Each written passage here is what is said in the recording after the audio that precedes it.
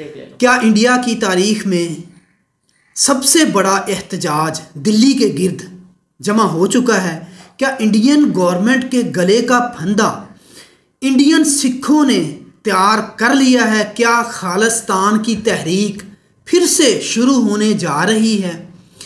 क्या Indian government ने किसान मकाओ तहरीक, एंटी फार्मर तहरीक शुरू की है? मोदी मीडिया और मोदी गवर्नमेंट जो है वो हिंदुत्व के नज़रिए पर कारबंद है और इंडियन गवर्नमेंट जो है वो अपने ही शहरियों की शहरियत ख़त्म करने और उन पर जुल्मों सितम के पहाड़ तोड़ने पर तुली हुई है।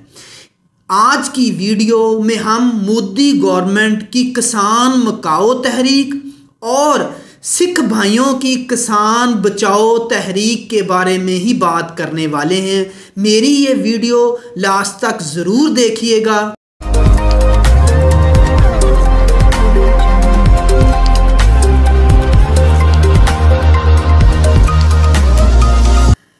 बिस्मिल्लाहिर्रहमानिर्रहीम। अस्सलाम वालेकुम व्यूअर्स, कैसे हैं आप लोग?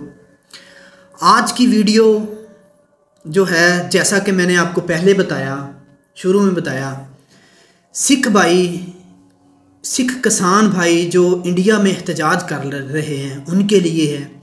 इंडियन गवर्नमेंट ने कुछ कवानीन ऐसे पास किए हैं जो एंटी फार्मर और कॉरपोरेट फ्रेंडली कवानीन हैं। वो कवानीन एक्चुअली किसानों के हुकूक पर बहुत बड़ा डाका है।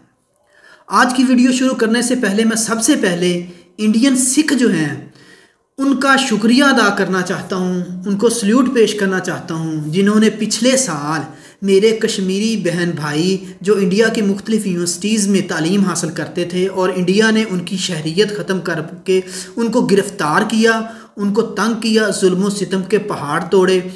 इंडियन सिखों ने उनकी बहुत मदद की, उनको खाना दिया, उनको शेल्टर दिया और गिरफ़्तारी से बचाया। मैं सिखों का बहुत शुक्रगुज़ार हूँ और इंडियन गवर्नमेंट जो है वो अब तक हमारे कश्मीर पर जो उनको बंद किया हुआ है, उनका खाना पानी सब कुछ बंद किया हुआ है।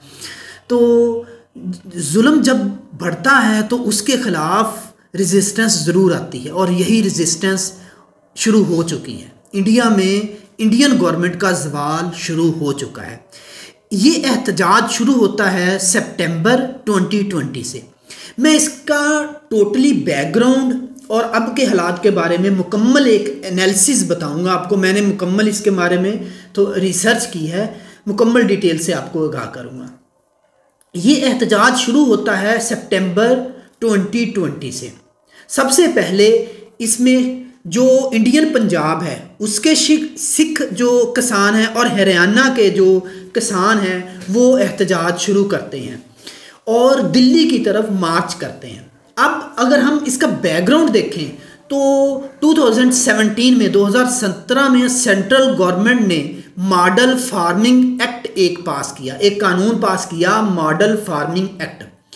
और इसी के तहत पार्लिमानी कमेटी जो है, स्टैंडिंग कमेटी इन एग्रीकल्चर ने कुछ सिफारिशात भी इसके मतलब पेश की और इस कमेटी में टोटल 7 चीफ मिनिस्टर्स ने जुलाई 2019 को मुख्तलिफ अजलास किए, डिस्कशंस हुई। इस अजलास में कुछ सिफारिशात पेश की गई और इसके नतीजे में जून 2020 के पहले हफ्ते में, इसी 2020 के जून के पहले हफ्ते में ये 3 कानून जो है, ये काले कानून जो हैं, ये जो हैं वो पास होते हैं। अब इसमें सबसे पहले जो कानून है वो है farmers produce trade and commerce act.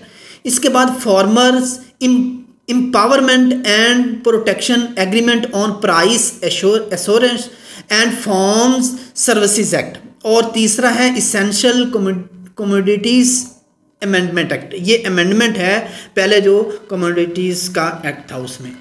अब ये कवानीन क्या हैं और इसके बारे में एहतजाज क्यों शुरू हुआ? दरअसल ये तीनों एक्ट जो हैं वो किसानों के ख़िलाफ़ और हिंदुत्व के जहन की अक्कासी करते हैं।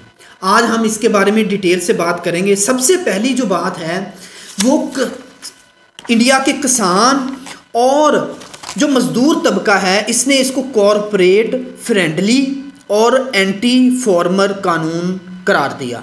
और इसके बाद अगर हम देखें तो इंडिया की तमाम बड़ी जो पार्टियां हैं वो उन्होंने इन कवानीन को कालिदम करार दिया और इनको किसानों पर जुल्म करार दिया। इनमें से मैं आपको बताता हूँ, सबसे पहले कम्युनिस्ट पार्टी ऑफ इंडिया है, फिर इंडियन नेशनल कांग्रेस की एक है, फिर समाज पार्टी है, और इसके बाद जो हुकूमती अलायंस है नेशनल डेमोक्रेटिक अलायंस जो है, इसके कुछ अरकान ने भी इस कानून को जुल्म करार दिया, किसानों पर जुल्म करार दिया। और इन अरकान में अकाली दल के अरकान भी शामिल हैं। इसके बाद सबसे बड़ी जो बात है वो बैंक यूनियन, जो इंडियन बैंक यूनियन है, उन्होंने भी इन कवानीन को जुल्म करार दिया और किसानों के साथ खड़े होने का इंदिया दिया। अगर हम देखें तो इन कवानीन से फ़ायदा किसको होता है? इन कवानीन से जो कॉरपोरेशंस हैं, जो इंडियन जो बड़े बड़े लोग हैं, जो मिडल मैन हैं, जो बड़ी कंपनियां हैं, जो एक्चुअली किसानों से अजनास खरीद कर पूरे मुल्क में या बैरून मुल्क एक्सपोर्ट करते हैं, ये उनको फ़ायदा हुआ। और दरअसल मेरे ख्याल में ये मोदी जो गवर्नमेंट है ये हिंदुत्व के नज़रिए पर काम करते हुए आपने देखा होगा कि इंडिया ने इंडियन लोगों को शहरियत से महरूम किया, मुसलमानों को शहरियत से महरूम किया, जो दलित हिंदू लोग हैं, जो दलित हिंदू लोग हैं, उनको उनकी शहरियत से महरूम किया। और सबसे बढ़कर कश्मीर में कश्मीरियों पर जुल्म सितम के पहाड़ तोड़े हैं। तो अब इस जुल्म के ख़िलाफ़ उठ खड़े हुए हैं और इंशाल्लाह ये किसान जो तहरीक है ये आगे चलकर खालिस्तान तहरीक की बुनियाद बनेगी। हम बात करें इस एहतजाज के बारे में तो ये एहतजाज सितंबर से शुरू होता है। अच्छा, दिल्ली गवर्नमेंट को चाहिए था कि एहतजाज पुरअमन एहतजाज को, हमारे सिख भाइयों ने जब एहतजाज शुरू किया तो उन्होंने कहा कि हम पुरअमन एक एहतजाज करना चाहते हैं इन कवानीन के ख़िलाफ़। लेकिन इंडियन गवर्नमेंट ने, मोदी गवर्नमेंट ने हमारे सिख भाइयों के ख़िलाफ़ इन पर जुल्म किया। इनके जो रहनुमा थे, सिख रहनुमा थे, उनको गिरफ्तार किया, सिखों को टॉर्चर किया, किसानों पर लाठी चार्ज किया, वाटर कैनन से उनको पानी से नहलाया, ठंडे पानी से नहलाया। तमाम किसान पार्टियों ने फिर इंडिया जो दिल्ली है इसकी तरफ जो मार्च का पैगाम दे दिया। तो इसके ख़िलाफ़ फिर सारे पंजाब से, हरियाणा से और पूरे इंडिया से जो किसान तंजीमें हैं वो इस एहतजाज में शामिल होने के लिए जो दिल्ली बॉर्डर है, जो इंडिया का दारुल हुकूमत का जो बॉर्डर है उस पर इकट्ठा होना शुरू हो गए। और अब तक तखमीने के मुताबिक तकरीबन इंडिया में दिल्ली के बाहर या दिल्ली के अंदर 7 लाख से 10 लाख तक किसान इकट्ठा हो चुके हैं। और जब ये इकट्ठा हुए, इनको रास्ते में रोका गया, इन पर जुल्म सितम किया गया, तो किसानों ने कहा था कि 8 दिसंबर से हम भारत बंद की जो कॉल देंगे। तो ये फिर जुल्म होता रहा। अब भारत बंद की जो कॉल थी उस पर अमल पैरा हो रहे हैं ये किसान, और अब दिल्ली में जो है वो भूख हड़ताल पर भी जा रहे हैं। अब इस इशू पर पूरी दुनिया से एहतजाज हो रहा है। सबसे पहले तो हम देखते हैं कि भारत के ख़िलाफ़ भारतीय लोग, बल्कि भारतीय जो मीडिया है, जो गोदी मीडिया है, वो इस हद तक अहमकाना हरकतें कर रहा है कि अपने इस एहतजाज को बड़ा बढ़ा चढ़ा के पेश कर रहा है।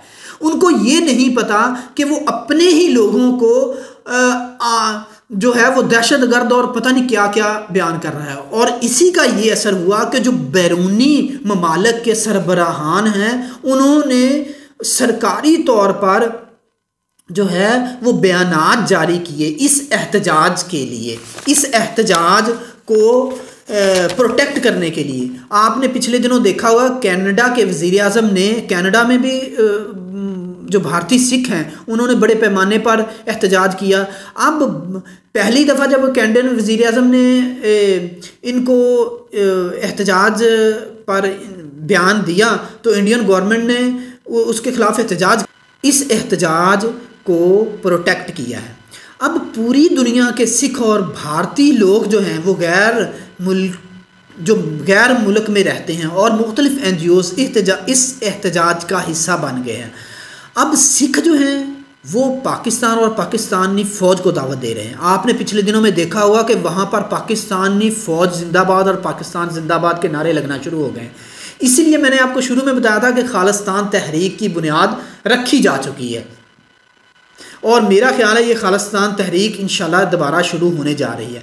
पाकिस्तानी मीडिया को कहा जा रहा है कि आप हमारे लिए आवाज़ बुलंद करें, लेकिन पाकिस्तानी मीडिया जो है कोई वाज़े तौर पर उनकी आवाज़ नहीं बन रहा। हम सिख भाइयों के साथ हैं और खालिस्तान की इस तहरीक में उनका भरपूर जो है वो साथ देंगे। एक जनरल सी बात है, जब भी इंडिया में कोई भी प्रॉब्लम होता है उनके अपने लोग अब ये एहतजाज कर रहे हैं। इंडिया के सिखों ने खुद ये नारे लगाए पाकिस्तान के मुतल्लक और पाकिस्तानी फ़ौज को दावत दी। तो इंडिया में जब भी ऐसा कोई काम होता है तो इसका इल्ज़ाम अल्टरनेटिवली वो पाकिस्तान पर लगाता है कि पाकिस्तान इंटरफेयर कर रहा है। हालांकि ऐसा कोई बात नहीं है।